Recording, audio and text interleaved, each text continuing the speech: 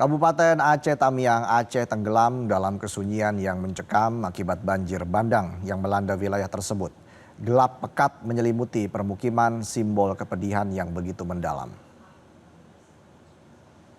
Berharap kami diperhatikan di tenda-tenda ini, Pak. Butuhkan adalah makanan, air bersih, dan obat-obatan untuk anak-anak bayi.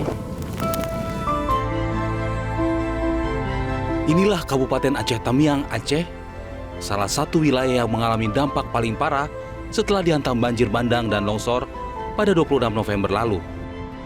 Salah seorang warga yang tinggal di Aceh Tamiang menceritakan wilayah itu seperti kota zombie, saking porak-porandanya seisi kota dan aroma bangkai yang menyengat. Warga bertahan hidup dengan memakan apapun yang ditemukan. Ratusan rumah rusak parah di desa itu, bahkan ada yang tersisa hanya fondasi. Kalau air setinggi kabel lah, Bang. Udah habis yang rumah, kalau rumah udah hancur semua. Kami di atas bertahan hidup, melawan arus sama Panglima nyari makanan kan, apa yang ada kelapa kami ambil, berenang ikat pinggang supaya jangan hanyut.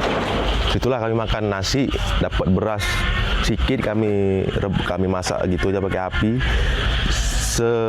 Sendok-sendok satu orang, Pak. Itu pun kebanyakan untuk anak-anak aja, kalau kami udah nggak usah. Hal serupa diceritakan Ishak, warga desa Menanggeni. Ia menceritakan bagaimana banjir besar itu datang menghantam permukiman mereka. Terseret arus banjir dengan arusnya kencang sekali. Nggak bisa kita mau menolong orang pun nggak bisa. Itu. Hancur berarti, Bang? Hancur semua. Kalau sekarang apa yang paling dibutuhkan, Bang? Yang paling dibutuhkan adalah makanan, air bersih, dan obat-obatan untuk anak-anak bayi. Di balik gelap gulita Aceh Tamiang, kemanusiaan memanggil.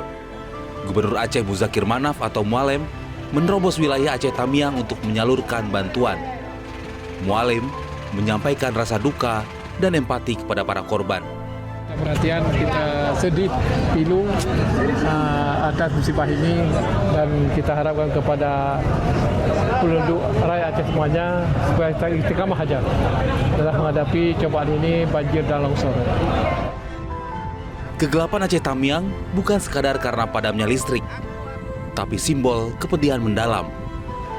Saat warga lain bisa terlelap, ribuan warga di sini terjaga dalam kecemasan.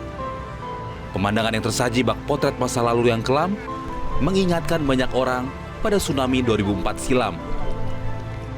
Sisa-sisa amukan banjir bandang masih nyata terpampang, nyata di setiap sudut jalanan.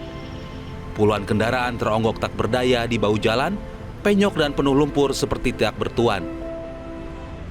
Jika malam datang, Aceh Tamiang gelap gulita, tidak ada yang berani berkeliaran. Warganya berharap ada bantuan datang. Berharap kepada seluruh instansi pemerintahan Indonesia atau kepada Kabupaten Aceh Tamiang, berharap kami diperhatikan di tenda-tenda ini, Pak, karena di tenda sangat darurat berupa bantuan air bersih ya, air bersih. Untuk air bersih kami masih ini air. Kami minum gimana, Bu? Ya kami tadi baru dapat air minum, kami saring. Sebelumnya gimana ketika mengungsi itu? Ada, tapi air dari Sopiteng mereka katanya belum diminum. Kami minum dari situ, kami rebus.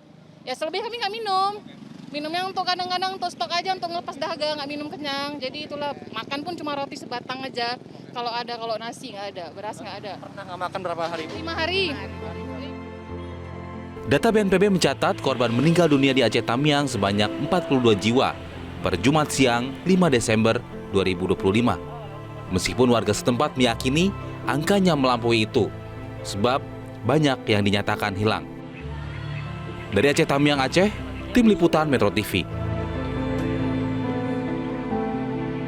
Jelajahi cara baru mendapatkan informasi. Download Metro TV Extend sekarang.